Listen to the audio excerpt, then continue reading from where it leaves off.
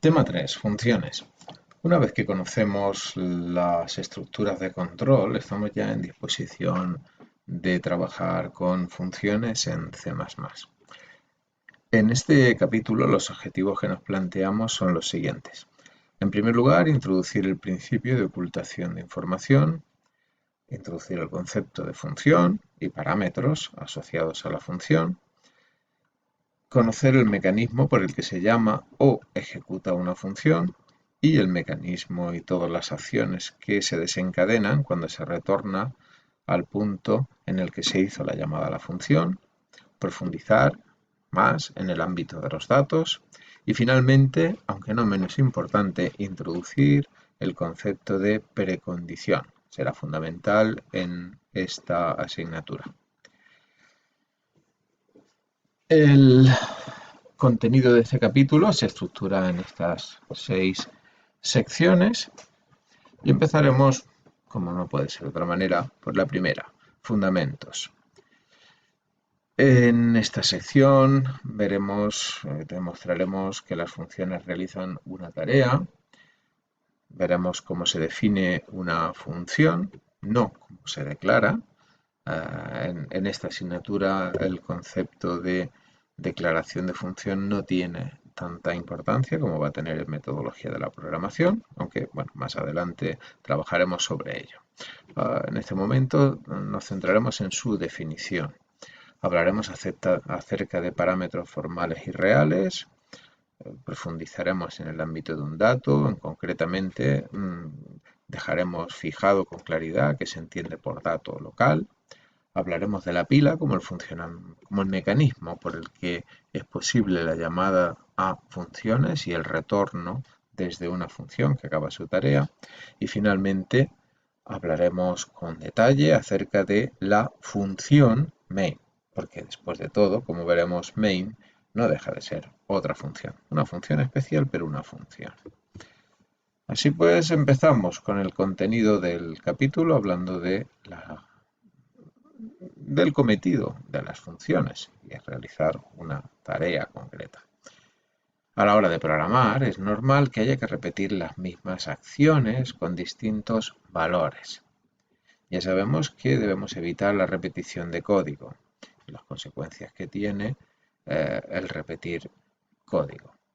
Para no repetir el mismo código, tendríamos que identificar qué acciones son las que se repiten e identificar los valores que pueden variar entre las distintas repeticiones. Eso es lo que vamos a llamar los parámetros. Una vez identificadas las acciones, una vez identificados los valores, podremos definir una función. Una función nos va a permitir encapsular dichas acciones, las acciones repetidas, y nos va a permitir su ejecución con diferentes valores. Esos diferentes valores son los que se conocen como parámetros. Conocemos desde prácticamente el primer día que empezamos a programar una serie de funciones predefinidas. Recuerde que en el capítulo 1 hablamos de este tipo de funciones en el contexto de los operadores. Y decíamos que existían ciertos operadores que se escribían utilizando notación prefija y que tenían un nombre en lugar de utilizarse un símbolo para poder ejecutarlos. Hablábamos de sqrt, tolower y otros tantos que hemos venido utilizando a lo largo del curso. Y decíamos que eran funciones predefinidas, funciones que para poder utilizarlas debíamos incluir un determinado fichero de cabecera, como puede ser CMath o CTIME. Y estas funciones, estos operadores especiales, resuelven unas tareas muy concretas y devolvían un valor. En el caso, nosotros estamos utilizando funciones que devuelven un valor. Bien, estas funciones utilizaban una notación prefija, con lo cual se escribía el nombre de la función antes que el operando u operandos, y en el caso de que existieran operandos, se escribían en entre paréntesis y separados por comas. Por ejemplo, la función POU, la que nos permitía calcular una potencia, necesitaba dos parámetros, n, en este ejemplo concreto, n y 3. Esta es la forma de llamar a la función POU para calcular n elevado a 3, n al cubo. Los dos operandos, que en este caso se llaman parámetros, como pueden ver, se encuentran separados por comas. En el caso de que hubiera un solo operando, bastaría con escribirlo entre paréntesis. En este caso, un operando de tipo carácter y un operando de tipo entero o real. Cualquiera nos serviría. Las funciones realizan una tarea. Estamos intentando demostrar, estamos intentando justificar el uso de funciones para realizar una tarea. Bien, un ejemplo que es conocido por todos y que nos va a servir como uno de los ejemplos típicos de guía conductora en este capítulo es calcular el problema del cálculo de la hipotenusa de triángulos rectángulos. En este ejemplo sencillo consideremos dos triángulos rectángulos, el triángulo A y el triángulo B. Llamaremos lado 1A y lado 2A a los catetos del triángulo A, lado 1B, lado 2B a los catetos del triángulo B y en consecuencia hipotenusa A e hipotenusa B a las hipotenusas de ambos triángulos rectángulos. Aquí tenemos los datos declarados, en este caso todos son de tipo doble. Suponemos que de alguna manera les hemos asignado los valores a los datos y el cálculo de la hipotenusa se realiza utilizando la sencilla expresión que ya conocemos como el teorema de Pitágoras. Raíz cuadrada de la suma de los cuadrados de los catetos. Observe cómo el cálculo de la hipotenusa del triángulo A y del triángulo B es similar. De hecho, podríamos decir que es exactamente la misma, salvo los nombres de los datos que aparecen involucrados en las expresiones. Así pues, estamos identificando tareas o instrucciones que se repiten. En este caso se trata realmente de calcular la misma tarea, de realizar la misma tarea, calcular la hipotenusa de un triángulo rectángulo. En el primer caso, calcular la hipotenusa a partir del lado 1A y lado 2A y el resultado se deja en hipotenusa A. Y en el segundo caso, calcular la hipotenusa a partir del lado 1B y lado 2B, dejando el resultado en hipotenusa B.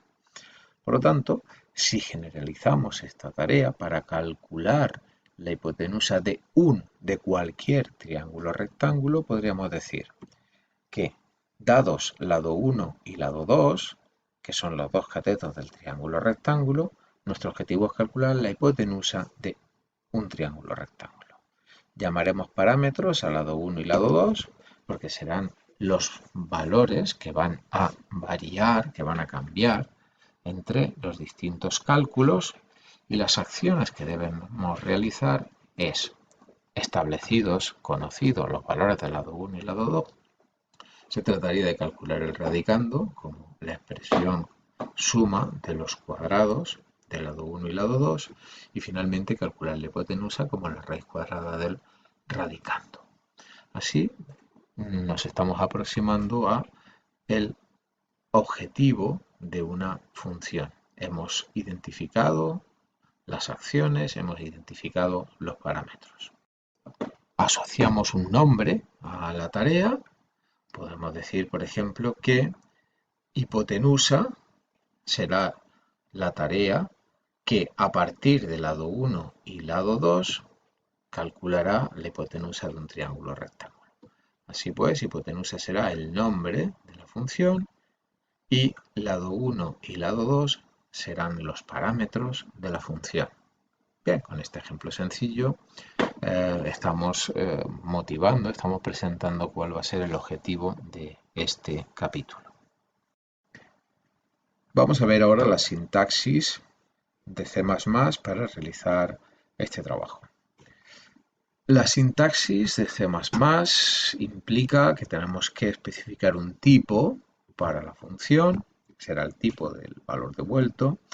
tenemos que especificar el nombre de la función y los parámetros de la función y vamos a particularizar, vamos a precisar y vamos a indicar que esos parámetros son los que se indican o se llaman parámetros formales.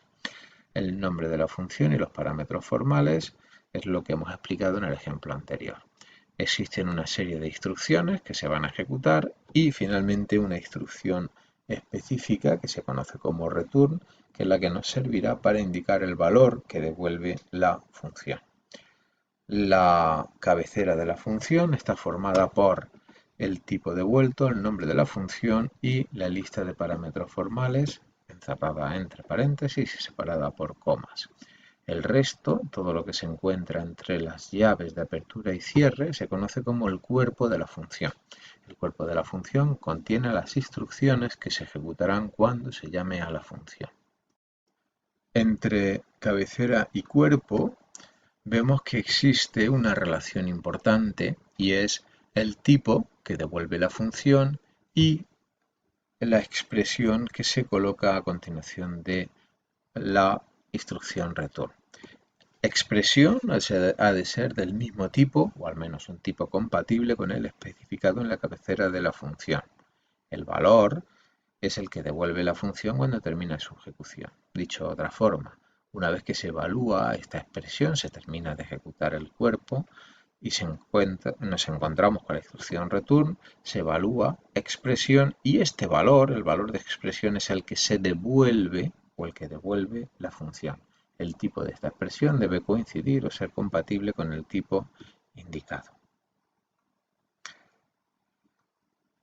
Las funciones void son funciones que no devuelven ningún valor.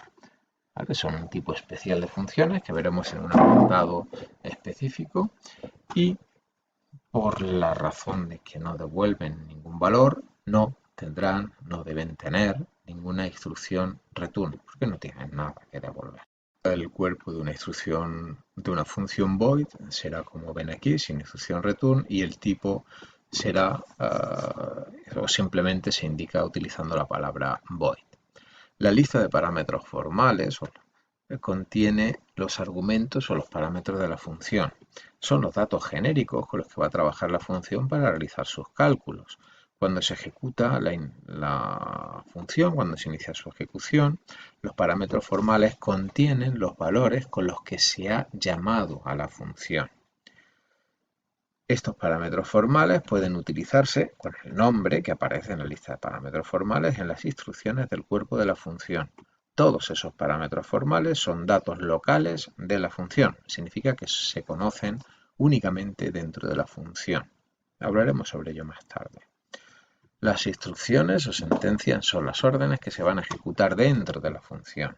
Estas sentencias trabajarán con los parámetros formales de la función. También podrían tener otros datos locales propios que se declararán, por supuesto, antes de utilizarlos dentro de la función. Y como datos locales vivirán solamente durante la ejecución de la función. Veamos un sencillo ejemplo de definición de función. Se trata de calcular el cuadrado de un número real. Una función puede verse como una caja negra, negra en el sentido de que no se conoce qué hay en su interior, que recibe un valor x, realiza un cálculo y devuelve, en este caso, el cuadrado de x. La definición de una función como esta la encuentra aquí. La función se llama cuadrado. Es una función que devuelve un valor doble. Es una función que recibe un valor doble y lo guarda, en este caso, en un dato llamado dato y realiza un cálculo que es muy simple en esta función, que consiste únicamente en multiplicar dato por sí mismo y devolverlo. No hay más instrucción que la instrucción return. La expresión se calcula directamente en la instrucción return. Observe cómo el tipo es compatible, porque si dato es un valor doble, como indicamos aquí, doble por doble es doble, se devuelve un dato doble y el tipo especificado es un tipo doble.